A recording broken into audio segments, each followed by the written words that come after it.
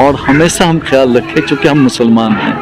हम ये नहीं समझते, ये नहीं हमको समझना चाहिए या समझते हैं कि हम एमएलए हो गए तो हम बहुत बड़े आदमी हो गए, हम एमपी हो गए तो बहुत बड़े आदमी हो गए। ऐसा कुछ नहीं है। हम जितना दिन रहे, चाहे वो स्कूल का मामला हो, बिजली का मामला हो, सड़क का मामला हो, उस पर हम अपना पूरा काम करते रहे। और चूंकि खिदमत करना है, एमएलए एक खादिम होता है, एमपी एक खादिम होता है, वो उसी नुक्ते निगाह से हम काम करते रहे। सर, आपका हमारे चैनल में स्वागत है। शुक्रिया, धन्यवाद आपको। सबसे पहली बात, आपने तो एक अपनी खर्च से स्टेडियम रोड बनवाया, वहाँ पे अपनी ईंटा गिरवाया। ये काफ़ी अच्छी बात है, क्योंकि वहाँ पे किसी भी विधायक या किसी भी नेता का आंख नहीं गया और आपने खुद के पैसों से बनाया। और ऐसे कई सड़कें आपने बनाई हैं, तो इस पर आपका क्या कहना है? देखिए, हम जब ये विकास की बात करेंगे तो उसमें सबसे अहम रोल विकास का सड़क है। सड़क हमारा क्षेत्र अगर होता तो हम पहले ही बना दिए होते। चूँकि मधुबनी का 2 सड़क बहुत ही खस्ता हाल है, एक स्टेडियम रोड था और एक मंसूरी मोहल्ला है चकदम, तो वहाँ तो हम नहीं बना पाए। लेकिन चूँकि हमारे घर के सामने का था और हम बहुत कोशिश किए थे, स्थानीय विधायक से भी किए थे, हम जिला प्रशासन से भी किए थे, नगर निगम प्रशासन से भी किए थे कि आप इस रोड को मोटरेबल करा दीजिए। जब हमको कहीं से कामयाबी नहीं मिली, तब हमको लगा कि अब ये मेरा ही फर्ज बनता है, चूँकि मेरे घर के सामने का है, हम इस सड़क को मोटरेबल बनाने। तो हम अपने छोटे भाई को लगाया, हम कहा कि जितना इसमें टुकड़ा लगे, जेसीबी लगे, रोलर लगे, ला करके इसको पूरा मोटेबल कीजिए। क्योंकि कोई भी नया आदमी अगर जो जानकार नहीं जाता था तो बहुत 4-4 फीट का गड्ढा था, पूरे गड्ढे में चला जाता था। तो हमको बहुत गिरा गुजरा और हमने उसको अपने फंड से, अपने पॉकेट से उसको हमने बनाया और बना के मोटेबल कर दिया। अब अच्छा से जाएगा। इसके बावजूद हम देखेंगे कि अगर प्रशासन से या कंसर्न महकमे से वो सड़क नहीं बन पाई तो फिर मैं अपने ऐच्छिक कोष से उस सड़क को, बढ़िया सड़क, शहर की सबसे अच्छी सड़क, हम उसको बनाएंगे। बिस्फी क्षेत्र में ऐसे आपने क्या क्या नेक कार्य किए? हालांकि आप बहुत सूत्रों में आते हैं कि आपका जो कार्य होता है वो ज़्यादातर सड़कों पे और ज़मीनी स्तर पे आप करते हैं। देखिए बाबू, हम जब भी 10 साल रहे तो 10 साल जो अहम काम था वो हम काम किए। और हमेशा हम ख्याल रखें, क्योंकि हम मुसलमान हैं। हम ये नहीं समझते, ये नहीं हमको समझना चाहिए या समझते हैं कि हम एमएलए हो गए तो हम बहुत बड़े आदमी हो गए, हम एमपी हो गए तो बहुत बड़े आदमी हो गए। ऐसा कुछ नहीं है। वो ज़्यादा जवाबदेही हमारे ऊपर आई और हमने सही ढंग से काम किया कि नहीं, ये जवाबदेही, इसका कहीं ना कहीं हम जवाबदेह हैं, आंसरेबल हैं। तो हम इसी के मद्देनज़र हम ईमानदारी से, बगैर एक कप चाय पिए हुए, बगैर इसके, हम बगैर कोई तफरीक के, हिंदू हैं कि मुसलमान हैं कि क्या है, इस सब के बगैर हम काम किए और बहुत अच्छा हमारा 10 साल का पीरियड रहा। एक भी सड़क हमने नहीं छोड़ा। एक साथ हमारे क्षेत्र में बिस्फी में 350 सड़क स्वीकृत हुई और उसके बाद जो बड़ी बड़ी सड़क है, जैसे आप रख लीजिए कि जाते हैं कमतौल, वो सड़क तो इतनी ख़राब सड़क थी कि आप एक छोटी बारिश हो जाती तो आप मोटरसाइकिल से भी नहीं जा सकते थे। हमने उस सड़क को भी बनाने का काम किया। थोड़ा सा छूट गया, वहाँ के मुकामी कुछ लोग कुछ गलत फहमी में उसको बनने नहीं दिए, जबकि हम उस पर भी कोसा थे जिला प्रशासन से कि अगर उनका कुछ ग्रीवांस है तो उस ग्रीवांस को जिला प्रशासन पूरा करे और पूरा करने के बाद रोड बना दे। उसके बाद फिर तो हम 20 का चुनाव हार ही गए, तो हम 20 से इधर 2 साल नहीं रहे, इसकी वजह से हुआ। अब देखिए, दमला घाट है, दमला घाट पर हमने सबसे पहला पुल बनवाने का काम किया और वहाँ से कनेक्टिविटी नहीं थी। थोड़ा सा एक राम है, उनका घर पड़ता था। हमने जिला प्रशासन से बात करके उनको प्रेशराइज करके हमने उस राम को, बुझिए कि बहुत कम पैसा होता, हमने 10 लाख रुपया दिलाने का काम किया और उसका मोटरेबल जो कनेक्टिविटी थी, कनेक्टिविटी फाइनल हुआ। हम जितना दिन रहे, चाहे वो स्कूल का मामला हो, बिजली का मामला हो, सड़क का मामला हो, उस पर हम अपना पूरा काम करते रहे। और चूंकि खिदमत करना है, एमएलए एक खादिम होता है, एमपी एक खादिम होता है, वो उसी नुक्ते निगाह से हम काम करते रहे। अपना मेरा नाम रिजवान सैफी है। मेरी पत्नी खुद पार्षद रह चुकी है यहाँ से। इस बार भी हम प्रत्याशी थे, संजोग से हार गए। एक बात बताइए कि अगर कंपेयर किया जाए डॉक्टर फैयाज अहमद जो भी सांसद बने हैं और ये जो यहाँ के विधायक हरिभूषण ठाकुर उर्फ बचौल जी, दोनों को कंपेयर किया जाए तो किस मामले में दोनों ने ज्यादा नेक कार्य किया और नहीं किया है? बिस्फी क्षेत्र में कितना? फैयाज साहब की बात जहाँ तक है, चूंकि हम कांग्रेसी हैं, हमने डॉक्टर साहब का भी टर्म देखा है और 2 टर्म फैयाज साहब के विधायकी का भी हमने देखा है। हमको तो ऐसा महसूस होता है कि मेरे पड़ोस में केवटी है, मेरे पड़ोस में बेनीपट्टी है, मेरे पड़ोस में मधुबनी टाउन है। जो आप मधुबनी में मेन एंट्री आप करेंगे तो आप जा नहीं सकते स्टेडियम रोड में। शायद ही कोई ऐसा गांव होगा कि जिस गांव में फैयाज साहब, जहां जो डेड रोड थी, जहां कोई इस रोड की कोई ज़रूरत नहीं थी, हर जगह रोड ही रोड नज़र आता है। और जहाँ तक बात करती हैं हरिभूषण ठाकुर का, तो हम ये समझते हैं कि 2 वित्तीय वर्ष गुजर चुका है। हमको नज़र नहीं आ रहा है कि 2 वित्तीय वर्ष में कहीं पर उनका एक काम हमको नज़र नहीं। हम उनको गांव में भी जाते हैं, हम गांव में भी पूछते हैं कि क्या कोई काम क्या है गांव में, तो हमको 2 वित्तीय वर्ष में एक भी छोटा या बड़ा कोई काम हमको नज़र नहीं आया। इसलिए दोनों का कंपेरिजन आसमान और ज़मीन के बराबर है, फैयाज साहब से हरिभूषण ठाकुर का। क्योंकि हरिभूषण ठाकुर को विश्वास है कि हम जात पात की राजनीति करेंगे, हम विधायक बनते रहेंगे। फैयाज साहब को विश्वास था कि हमको सेवा करना है। दोनों में आसमान जमीन का अंतर है। फैयाज साहब के काम का कंपेरिजन इर्द गिर्द के विधानसभा से भी नहीं किया जा सकता जो इन्होंने काम किया है। ठीक है, संजोग चुनाव में हार जीत होता रहता है, भगवान को मंजूर था कि विधानसभा में हारे, फिर राज्यसभा में गए। इनका कंपेरिजन किसी भी विधायक से हो ही नहीं सकता मेरे हिसाब से। कृष्ण यादव, मेरा घर कठैला हुआ, इसी बीसी ब्लॉक में पड़ता है मेरा घर। और बोलिए, यहाँ पे फैयाज अहमद के द्वारा बिस्फी में क्या क्या नेक कार्य किए गए जिसे देखा जाए? फैयाज अहमद के द्वारा दमला घाट में 3.5 करोड़ का पुल बनाया गया, जो आज़ादी से आज तक नहीं हुआ था। दूसरी बात, आपको बिस्फी के बगल में 3 हाई पुल बनाए हैं, जो हैवी पुल है, जो 17 करोड़ का है, जो आज तक चालू नहीं हुआ। इसलिए के रीजन में उधर में चालू हुआ। और बिस्फी विधानसभा में 350 रोड बनाए, जहाँ हर जगह रोड ही नहीं था, गड्ढे में ही थे। 2010 में जब विधायक बने फैयाज अहमद, तो गड्ढा था, गड्ढा को उन्होंने रोड में तब्दील किया। जो रोड आज बना है, जो 1.5 साल के अंदर में आज टूट रहा है, नासा में जाइए, गड्ढा में तब्दील है, वहाँ गिर जाएगा। ये हाल है अभी बिस्फी का। जब प्रेजेंट विधायक है, अभी तक कुछ नहीं काम किए हैं, वो एक ईटा ही कहीं नहीं लगा है। ग्रामीण सड़क जो है आरियो का, वहाँ कुछ नहीं किया, हर जगह टूटा फूटा हुआ है, कोई काम ही उनका नहीं हुआ है 1.5 साल के जेल में। और इन्होंने 350 रोड बनाए, दमला में पुल बनाया, 17 करोड़ का पुल बिस्फी में बना, जो हैवी पुल सब है ये बनवाए लोग। और ये जो विधायक हैं, बस सिर्फ जाति का भेद करते हैं, वही करते हैं, और कुछ काम इनका है नहीं। जाति भेद, हिंदू मुसलमान यही करते हैं, और कोई बात तो है नहीं इनका, यही बात है। अपना परिचय दे दीजिए। मैं अरुण कुमार यादव, किसान प्रखंड अध्यक्ष राजद बिस्फी। अभी हाल ही में एक स्पीच दिया जा रहा था तेजस्वी यादव जी का, वो बीच में अटक गए शायद बोलते बोलते, तो इसकी पीछे ही क्या वजह, क्या उन्हें देखकर पढ़ने में दिक्कत हो रही थी? आपको बता दूं आपके चैनल के माध्यम से, जो चीज नीतीश कुमार नहीं बोला मोदी जी का सामने, वह मेरा नेता बिहार की भविष्य पढ़ के बोला कि कर्पूरी ठाकुर के भारत रत्न मिलना चाहिए। नीतीश कुमार जी बोला, आप देखे चैनल में, आप लोग चैनल देखते हैं, आप लोग नहीं देखे, जो नेता बोला वो पढ़ने में जो लिखा था वो पढ़ के बोलते थे। थोड़ा बोलने में लेट लगता था मैं नेता को। आदरणीय प्रधानमंत्री का मैं स्वागत करता हूं, अपने मुंह से प्रधानमंत्री बोला शेर का बेटा शेर है। और तेजस्वी यादव ने जो बात बोला वो न नीतीश कुमार बोला, न राजपाल बोला, न वहाँ जितना मंत्री था मंच पर वो नहीं बोला।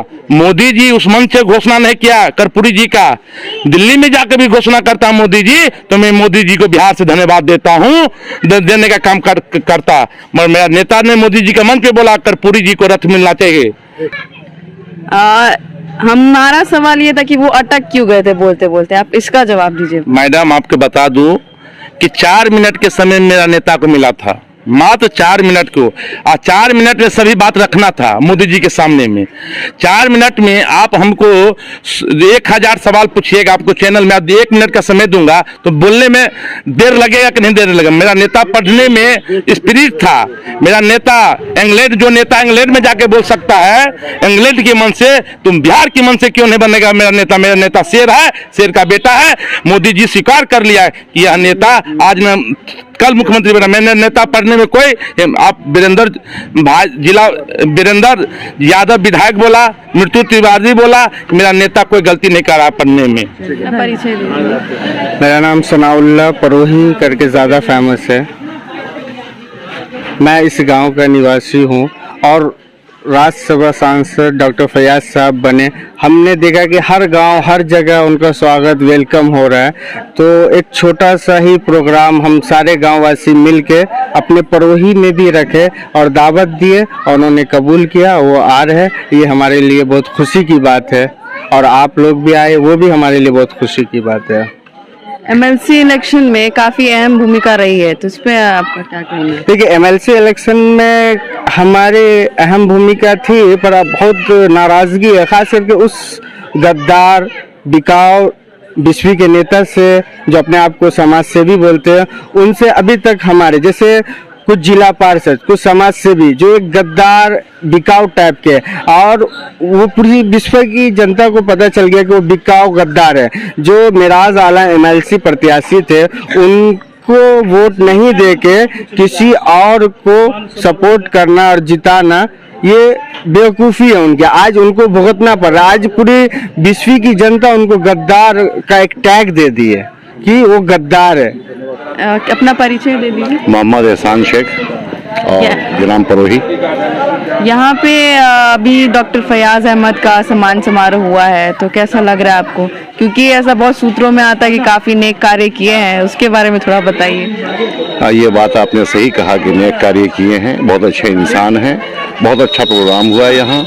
और ख़ास करके हमारे ही गांव में नहीं बल्कि पूरे बिस्फी क्षेत्र में ही, पूरे मधुबनी में जब से ये सांसद बने हैं, लोग उनका इस्तकबालिया प्रोग्राम दे रहे हैं और हर गांव के लोग चाहते हैं कि हमारे यहाँ आए, क्योंकि 10 वर्ष जो इन्होंने गुजारा है विधायकी में, उसमें जो इन्होंने काम किया है, हालांकि मैं खुद कांग्रेसी हूँ लेकिन ये आरजेडी से हैं, लेकिन जो काम करता है उसकी तारीफ करना चाहिए। डॉक्टर फैयाज अहमद ने 10 साल में जितना काम किया इस इलाके में, खासकर रोड का मामला, गली गली को, सड़कों को, गांव गांव को जोड़ा उन्होंने, पुल का मामला, स्कूल का मामला, 10वीं को +2 का मामला, और किसी से कोई भेदभाव नहीं रखा इन्होंने। ये इनकी बड़ी खूबी है, इसलिए हम लोग कांग्रेसी होकर के भी इनको इतना सम्मान करते हैं, इतना प्यार करते हैं। यही वजह है कि आज हमारे गांव में आए, प्रोग्राम हुआ और हम उसमें शरीक हुए हैं, बल्कि खुद हम उनका स्वागत किए हैं, इस्तकबाल किए हैं। ये और कुछ कहीं ना कहीं ये एक राजनीतिक तौर पे जा रहा है, ये मतलब अचानक से इतना रोड बनना, हो सकता है कहीं ना कहीं ये राजनीतिक मोड़ ले जाए। नहीं, ऐसी कई सारे नेता ऐसे होते हैं। नहीं, ऐसी कोई बात नहीं है। जो सच है वो सच है। डॉक्टर साहब ने काफी काम किया इस इलाके में, इसमें कोई दो राय नहीं है। 25 साल से 30 साल से हम लोगों ने जिस चीज का इंतजार किया था, फैयाज साहब के आने के बाद उनको कहा और उन्होंने फौरी कर दिया। अपना परिचय दे दीजिए। मेरा नाम जकी अहमद पम्मू है, मैं आरजेडी जिला महासचिव हूँ, युवा मधुबनी। यहाँ पे अभिनंदन समारोह रखा गया डॉक्टर फैयाज अहमद जो सांसद बने अभी, उनके बारे में आपका क्या कहना है? सबसे पहले मैं इस गांव के तमाम लोगों को, जो प्रोग्राम को ऑर्गेनाइज किया है सनाउल्लाह, उनका, इस गांव के जितने भी बुद्धिजीवी हैं, युवा हैं, तमाम लोगों का शुक्रिया अदा करते हैं कि सब लोगों ने अच्छी सोच के साथ आज सम्मान समारोह डॉक्टर फैयाज अहमद का रखा। अभी हाल ही में ऐसी खबर आई थी कि आरजेडी में 4 नए विधायक जुड़े हैं, तो उसमें आपको क्या लगता है कि वो नेगेटिविटी आ रहा है या पॉजिटिविटी आ रहा है? मैं आपके चैनल के माध्यम से तमाम बिहार वासियों से और देशवासियों से सबसे पहले चारों विधायक का मैं सम्मान करता हूं कि हमारे पार्टी में आए। और आप जानते हैं कि हर कोई चाहता है कि जो फल देने वाला दरख्त हो उसके नीचे रहता है, ताकि तो वो लोगों ने अच्छा काम किया। आरजेडी सबसे बिहार में बड़ी पार्टी है, सब लोगों ने बिहार में जो सबसे बड़ी पार्टी है उसमें आकर अपना एक पहचान बनाया और आरजेडी की सरकार होगी। और मैं तमाम लोगों को, जो चारों विधायक आरजेडी में है, उसका मैं बहुत तहे दिल से शुक्रगुजार हूं, युवा महासचिव होने के नाते। और यहाँ बड़ी तादाद में मधुबनी जिला में इस बार जो है युवा और महिला ये आरजेडी की सदस्यता ग्रहण किए हैं। ये सदस्य सम्मान समारोह भी चल रहा है, तो बड़ी तादाद में लोग, अभी किरवाड़ में प्रोग्राम हुआ था 165 युवा ने, जिसमें हरिजन भी थे, दलित भी थे, महिला भी थी और मुसलमान भी थे। तमाम लोगों ने सदस्यता ग्रहण किया किरवाड़ में। 5-6 दिन प्रोग्राम पहले हुआ है, हम लोग उनका भी तहे दिल से शुक्रगुजार हैं। अब बहुत अच्छा प्रोग्राम चल रहा है। 1.5 महीना हुआ राज्यसभा सांसद को पटना से आए हुए, जब से लगातार हर गांव में 2-3 दिन 2 प्रोग्राम 3 प्रोग्राम हर जगह कंटिन्यू चल ही रहा है। और पूरे विश्व नहीं, पूरे जिला में ही, मैं ये कहूँगा पूरे जिला में ही, जिला से बाहर भी सम्मान प्रोग्राम चल रहा है डॉक्टर फैयाज अहमद का। तमाम लोगों का मैं तहे दिल से शुक्रिया और आपका भी। हमारी माँ हम 10 साल आपकी नुमाइंदगी किया बिहार असेंबली में। हम कोशिश रहे कि जो काम है और खास की सड़क का, बिजली का, क्या कहते हैं, स्कूल का, हम इंशाल्लाह उसमें बहुत हद तक हम कामयाब हुए। जो भी अभी तक सड़क बन रही है सभी हमारे जमाने के ही पास की हुई सड़क है, कोई नई सड़क इधर नहीं बनी। आप लोगों की दुआओं की बरकत से, अल्लाह की मेहरबानी से हमको अल्लाह ताला ने पार्लियामेंट तक भेजने का काम किया। हम वहाँ भी, दिल्ली में भी आपके नुमाइंदा होंगे। जो भी काम हमारे नौजवानों का, हमारे लोगों का दिल्ली के लेवल का होगा, हम इंशाल्लाह उसमें हम खड़े उतरेंगे। जो भी हमारे नौजवान दिल्ली में किसी परेशानी में होंगे उस हालत में भी, और वहाँ तो ज्यादातर टिकट और हॉस्पिटल का मामला आता है, हम हॉस्पिटल के मामले में भी और रेलवे टिकट के ही मामले में हम पूरा काम करेंगे। कोई भी बच्चे को अगर रेलवे रिजर्वेशन में दिक्कत होगी वहाँ उनके मुआविन होंगे। हॉस्पिटल जैसे एम्स है, राम मनोहर लोहिया या कोई भी दिल्ली का हॉस्पिटल है, अगर वहाँ इलाज मुआवजा के लिए प्रॉब्लम होगा तो वहाँ भी इंशाअल्लाह मुआविन होंगे। अब रही इलाके की बात, चूंकि हम तो 10 साल यहाँ की नुमाइंदगी किया है, हमको पता है कि क्या काम हम कर पाए और क्या हमसे रह गया। जो काम हमसे रह गया है हम उसको इंशाअल्लाह मुकम्मल करने की कोशिश करेंगे। अभी सलाउल्लाह ने बताया कब्रिस्तान तक की सड़क है, ये भी सड़क छूटी तो कुछ अपने ही लोगों की वजह से छूटी है, नहीं तो हमारा एक भी कोई भी गांव में देख लीजिए, बिरादरी का गांव हो चाहे, हमने कोई ये फर्क सेपरेट नहीं किया कि हिंदू का काम है कि मुसलमान का काम है कि फलानी बिरादरी का काम है या चाहे हम कुछ नहीं, हम सभी का, चाहे हिंदू का हो मुसलमान का हो, हम सब के बीच में काम किया। आप बगल में नासा में चले जाइए, देख लीजिए कितनी हमारी सड़कें हैं, और कहीं भी आप चले जाइए हर जगह हम एक सा काम किया, कोई फीलिंग नहीं किया। क्योंकि फीलिंग करेंगे तो यहाँ फीलिंग कर लेंगे, कहीं तो हमारी पकड़ होगी, कहीं हमारा इम्तिहान होगा, तो वहाँ के लिए तो हमको फीलिंग, चूंकि एमएलए एमपी हो जाना बड़ी बात है नहीं कि हम एमपी हो गए तो बहुत बड़े आदमी हो गए, ऐसा कुछ नहीं है। हम पर और ज्यादा जवाबदेही आ गई, उस जवाबदेही को हम सही ढंग से कर पाते हैं कि नहीं, ये हम कहीं ना कहीं जवाबदेह होंगे। तो हम इसी नुक्ता से, इसी पॉइंट से हम काम करते हैं। जब हम घर से निकलते हैं तो अल्लाह से हम गुजारिश करते हुए कि कोई हमसे ऐसा खता नहीं हो जाए जिससे हम पकड़े जाएं, तो अल्लाह ताला हमारी मुआवनत करते हैं हर कदम पर, और इंशाअल्लाह हम हर मरहले में आपके साथ कोशिश होंगे। जैसे हम देखा कि बाढ़ का मामला विश्व में बहुत संगीन होता है, और वो कहाँ से निकलता है और कहाँ तक जाता है और कहाँ से हमारे विश्व के इलाके को नुकसान पहुंचाता है। हम 5 साल हम उसका पूरा वो नेपाल बॉर्डर से लेकर के दरभंगा तक का हम मुताला किया। हमको लगा कि अगर नेपाल में एक नूनथर करके कोई एक जगह है, वहां अगर डैम बनाया जाए या नहीं, उतना बड़ा मामला तो पहले हम नहीं रख सकते थे, क्योंकि वो तो इंटरनेशनल मामला है जो पार्लियामेंट का मामला है। अब अल्लाह ने हमको वहां तक पहुंचाया है, तो अब वो मामला हम पार्लियामेंट में रख सकते हैं। लेकिन वो हमको लगा रसूल से लेकर दुधैल तक का हम पूर्वी सड़की को अच्छा से बनवा दें, मजबूती से, पानी रुकेगा तो ये जो इलाका बाढ़ से प्रभावित होता है वो नहीं होगा। इसलिए हम 2019 के मार्च में हम ये क्वेश्चन बिहार विधानसभा में दिया था कि ये बाढ़ के लिए रफोस से दुधैल तक के सड़की को बढ़िया से बनवा दिया जाए, जिसमें हुकूमत का एक्सेप्टेंस भी आया और हुकूमत इस बात को कबूल की कि ये जो आप कह रहे हैं इससे बिस्फी में जो बाढ़ आता है उससे रोकथाम हो जाएगा। तो हमारे निगाह में ये है। कुछ हमसे और छूटा है, जैसे पीएचसी, कई जगह पीएचसी के लिए जमीन है लेकिन मकान नहीं बन पाया, वो पीएचसी चालू नहीं हो पाया, तो हम उसको भी देख रहे हैं। हम कोशिश करेंगे कि सरकार के लेवल पर हो जाए। अगर सरकार के लेवल पर नहीं होगा तो हम अपने ऐच्छिक कोष से भी, आप लोगों की दुआ से, पहले तो 3 करोड़ एमएलए में था, अब माशाल्लाह एमपी में 5 करोड़ सालाना, तो हम वो पीएचसी सबको बनवा देंगे, ताकि वहाँ जब मकान बन जाएगी तो फिर सरकार के लेवल से हम वहाँ डॉक्टर और दूसरे स्टाफ का हम इंतजाम करा देंगे, तो वो भी मसला हल हो जाएगा। तालीम की बात है, हम जब बिस्फी में आए तो कहीं एक भी हाई स्कूल नहीं था, वही एक रेखा में जाता है या आपके सिमरी में था।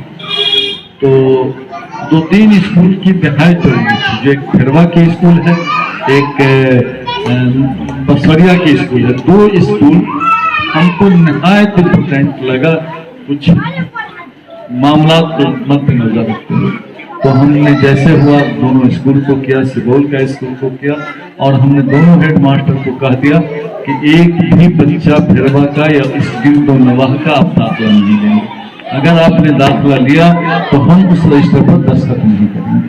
तो वो लोग दाखिला नहीं लेते थे, तो वो फिरवा की हाई स्कूल, जबकि हाई स्कूल के मुताबिक जमीन नहीं थी, लेकिन तत्कालीन जिला पदाधिकारी महोदय से हमने रिक्वेस्ट करके उन पर दबाव डाल के हम दोनों स्कूल को करा दिया। और अब तो एक सरकार का मुहिम ही हो गया कि हर पंचायत में हाई स्कूल हो गया, तो इसके मद्देनजर हुआ। हम बिजली का बहुत सारे गांव में नहीं था, जैसे कि ठेला में क्या कहते हैं आपको, ससरमा में भी नहीं था, तो हम अपने ऐच्छिक कोष से बिजली लगाया जा सकता था। हमने कठेला में और कई जगह बिजली लगाया, ट्रांसफार्मर हमने अपने ऐच्छिक कोष से बहुत जगह दिया। और ससरमा में एक शादी थी, उसमें हम गए, दिल्ली से कुछ एमएलए लोग भी आए थे, कुछ और बड़े लोग आए थे, तो वहाँ बिजली नहीं थी।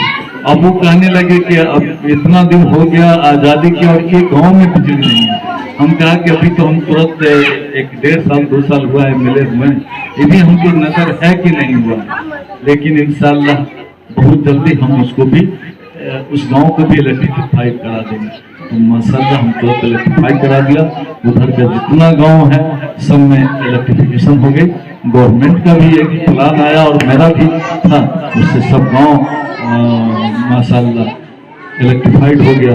हम दमला के एकदम दमला घाट के इधर एक जगह देखा एसी चलते हुए 2-3 साल पहले। हमको उस दिन बहुत खुशी हुई कि ऐसे रिमोट जगह में भी लाइन की वजह से लोग एसी लगाए हुए। तो ये सब तो तरक्की की बात है, होना ही चाहिए। और बच्चे को एकदम तालीम की तरफ ले जाइए, बगैर तालीम की डेवलपमेंट नहीं किया जा सकता। आप कितना काम करा दीजिए, बहुत, अगर एक तालीम याफ्ता बच्चा और एक गैर तालीम याफ्ता बच्चा अगर कोई काम करता है, बैग वाला ही काम करता है, दोनों में बहुत आसमान जमीन का फर्क है। तो तालीम पर एकदम बच्चे को लगाइए, तालीम जरूर दिलाइए। तालीम से ही दीन और दुनिया दोनों को बदला जा सकता है। विकास तो तालीम से होगा। इसलिए हमारी गुजारिश होगी सब लोगों से, सब नौजवानों से, सब हमारे गार्जियनों से कि बच्चे को स्कूल जरूर भेजें, तालीम की जरूर दिलाएं। हफ्ता में 7 दिन होता है, 4 दिन गोश्त खाएं, 3 दिन का पैसा बच्चे मिला। और उसके बाद एक डिमांड रही पिछली में, कॉलेज बहुत सारी जगह से आया कि +2 तक तो लोग हासिल कर लेते हैं, लेकिन कॉलेज की तालीम के लिए नहीं। कॉलेज की तालीम में भी बच्चों की तालीम की, आला तालीम की, तो उसमें भी हम मिथिला यूनिवर्सिटी के भाई सांसद से, रजिस्ट्रार से हमने बात किया। वो बोले कि कहीं 1 एकड़ जमीन दे दीजिए, तो उसमें सरकारी तौर पर कॉलेज खुल जाएगा, वो प्राइवेट कॉलेज नहीं होगा, वो गवर्नमेंट डिग्री कॉलेज हो जाएगा। तो इधर मुर्चक में, बसवरिया में हम जो जमींदार लोग हैं, इनसे भी हम बात किए। उन्होंने कहा कि 1 एकड़ जमीन ऑलरेडी हम लिखे हुए हैं कस्तूरबा, लेकिन कस्तूरबा वहां नहीं बन सकता, तो वही जमीन हम कॉलेज को डोनेट कर देंगे। हम कहा कि सबसे अच्छी बात होगी ये जमीन आप गवर्नर के नाम से, डिग्री कॉलेज के नाम से कर दें, और ये कंप्लीट गवर्नमेंट डिग्री कॉलेज हो जाएगा, किसी प्राइवेट का कोई उसको नहीं, ये बड़ी बात हो जाएगी। तो हम इस सिमत में भी कोसा है, जमीन हम इंशाल्लाह दिला देंगे। वैसे तो असोथो स्टेट की तो बहुत जमीन है, लेकिन वो जमीन ऐसी है कि वहाँ कोई भी एजुकेशनल इंस्टीट्यूशन नहीं खोला जा सकता। फिर इसी स्टेट की जमीन आपको जलवाड़ा में था, तो देखिए कितना अच्छा वहाँ इंस्टीट्यूशन बन रहा है, क्योंकि आमदोरफ्त का अच्छा वहाँ वसाइल है। और असोथो में तो उतना अच्छा नहीं है। हम लोग बहुत कोशिश किया असोथो को हर जानिब से जोड़ने का, जोड़ा भी है, लेकिन वही बात हर साल नुकसान पहुंचा देती है, हर साल टूट जाता है। इस बार भी नसरुल्लाह साहब और कुछ लोग असोथो के आए, बोले कि हम जो यहाँ से कुकला से जाते हैं असोथो, वहाँ कुछ टूट गया है, अब उसमें कुछ उसको माना पड़ेगा, कुछ उसमें ईंटे का टुकड़ा चाहिए जो हमको मटेरियल हो। हम कहा कि अब तो हम विधायक नहीं है मुकामी कि हम आपको देंगे, तो बहुत जिला के तो हमने कहा कि करा लीजिए। तो फिर हम चांद बाबू को बोले कि आप इनका मोटर कर दिए, जो टुकड़ा लगेगा डाल दीजिए। तो ये हुआ। और दूसरी बात है, चुनाव के टाइम में और जो हालात पैदा हो रहा है आपके डिस्ट्रिक्ट में, पूरे मुल्क में, उसमें हम लोगों को चुनाव में कंसेस करना है। चाहे कोई भी उम्मीदवार आए, उसको पूरी एकजुटता के साथ वोट देना पड़ेगा, जो हमारा उम्मीदवार कामयाब हो सकता है। अब जो गवर्नमेंट ऑफ इंडिया जो नया नियम ला रहा है, सभी वोटर को आधार से जोड़ेगा। आधार से जोड़ने पर होगा क्या कि कहीं आप एक ही जगह के वोटर हो सकते हैं। अगर आप आधार से जुड़ गया तो आप बरोही के वोटर रहिए या दिल्ली के वोटर रहिए, एक जगह से। मान लीजिए कि आपने बरोही में वोटर बनना पसंद नहीं किया, दिल्ली में बनना पसंद किया, अगर एनआरसी आया तो आप दिल्ली में साबित नहीं कर पाइएगा कि हमारे आबा व अजदाद दिल्ली में थे, इसलिए हमारा जो नेशनलिटी है दिल्ली की कंफर्म है, नहीं साबित कर सके। तो आपको नहीं चाह के भी बरोही का नेशनलिटी होना पड़ेगा, बरोही का वोटर होना पड़ेगा, और ये यहाँ आप साबित कर सकते हैं कि हमारे आबा व अजदाद यहाँ कई पुश्तों से यहाँ थे और यहाँ के हम निवासी हैं, ये आप साबित कर देंगे। इसलिए हम तो सब लोगों से दरख्वास्त करेंगे कि जब ये शुरू हो, अब ये शुरू हो गया है, तो आप जरूर अपने आबाई गांव में, अपने आबाई इलाके में कि आप वोटर होइए। और जब भी चुनाव का वक्त आए, आप बिरादर वतन से सबक लीजिए। चुनाव से पहले आप कहीं भी रहिए, लेकिन चुनाव से एक दिन पहले या 2 दिन पहले जरूर अपने वतन आकर के जो आपका कीमती वोट है, वो जो आपका उम्मीदवार कामयाब होने वाला हो, उसको दीजिए। और जब तक आप अपने इसमें ये मुनाफा नहीं पैदा करेंगे, तब तक आप मुकाबला नहीं कर सकते हैं। बहुत सारी गुफ्तगू थी, हम तो खास कर बरोही के लोगों से दरखास्त करेंगे और हम शुक्रिया अदा करेंगे सब लोगों का कि आपने हमको बुलाया। हम इस लायक तो नहीं थे कि आप हमारा इस्तकबाल करते, क्योंकि ये हमारी ये कुव्वत या हमारी ये नहीं है कि हम MP हो गए, उस मालिक का देन। तो ये सब शुक्रिया, सब उस मालिक का, हमारा कुछ नहीं। हम तो देखते थे पहले वहाँ हजरत के जहाँ लेटे हुए उनके सामने एक दादी, बुरी दादी होती थी, वो हर चुनाव के टाइम में 10 में भी बहुत दुआ देती थी और अपने घर ले जाकर के दुआ दिलाती थी। क्या बेटा दादी? हाँ, शायद अल्लाह को प्यारी हो गई। तो ऐसी दुआएं हमको इस बस्ती से मिलती रही है और उम्मीद है कि आगे भी हमको मिलेगी। और ये कुछ भी हुआ तो सब बस्ती के आप सब आवाम की दुआओं की बरकत से ये कामयाबी हमको मिली, क्योंकि हर चुनाव से पहले हमारी माँ, बहन, दादी, जो हमारे बुजुर्ग हैं, सब लोग चुनाव के वक्त में दुआ करते हैं, क्या करते हैं, रोजा रखती हैं, मक्का मांगते हैं मुख्तलिफ किस्म के। तो जब हम नाकामयाब हुए बीच में, तो फिर उन्हीं की दुआओं की बरकत से आज अल्लाह ने हमको मुकाम तक पहुंचाने का काम किया। वो मुकाम तो एमपी से भी बड़ा है, क्योंकि वो तो अपर हाउस है। इसमें एमपी चुनाव जीत के जाइए तो 5 साल, इसमें तो 6 साल का पीरियड है। तो हम तो ये मानते हैं कि सब कुछ अल्लाह की मेहरबानी से और आप सब लोगों की दुआओं की बरकत से, हमारी माँ, बहन, दादी, सबकी दुआओं की बरकत से अल्लाह ने ये हमको नवाजा है। और इंशाअल्लाह हम आपके साथ वैसे ही एक खादिम की हैसियत से, एक सेवक की हैसियत से हम आपका खिदमत करते रहेंगे और आपकी दुआ लेते रहेंगे, क्योंकि दुआ में तो बहुत असर है, बहुत ताकत है। उसी ताकत से, उसी असर से तो हम आपके सामने में एक अपर हाउस के मेंबर की शक्ल में खड़े हैं। यही हमारी दरखास्त होगी, इस तरह दुआ होगी कि ऐसे ही अपने नेक दुआओं में हम इस नाचीज को भी याद रखें। इंशाअल्लाह जो भी काम होगा या जो भी काम रहेगा, चाहे मुकामी काम हो या दिल्ली का काम हो या कहीं का काम हो, वो हम करते रहेंगे। अभी जैसे आधार कार्ड में नाम में संशोधन होता है, उसमें कोई एमएलए एमपी दस्तखत करता है तो वो संशोधन में जाता है। पहले तो क्या हो रहा था उस पर तबसरा तो नहीं करेंगे, लोग कर रहे थे कि नहीं कर रहे थे उस पर भी हम तबसरा नहीं करेंगे। लेकिन जिस दिन से हम 3 जुलाई को हमारा रिजल्ट आया, उसके बाद से तो हमने बहुत करीब सैकड़ों लोगों का आज तक दस्तखत किया है संशोधन के लिए। इसलिए हम हर जगह, हर मुकाम पर, हर काम में हम आपके खादिम के तरीके से, आपके सेवक के तरीके से हाजिर रहेंगे। जहाँ जाना होगा वहाँ जाएंगे, जहाँ जो जरूरी होगी वो हम करते रहेंगे। हमारे लोगों को किन्हीं के पास जाने की जरूरत नहीं होगी, किसी काम के लिए कहीं जाने की जरूरत नहीं है। ये खादिम आपका खिदमत करता है इंशाअल्लाह।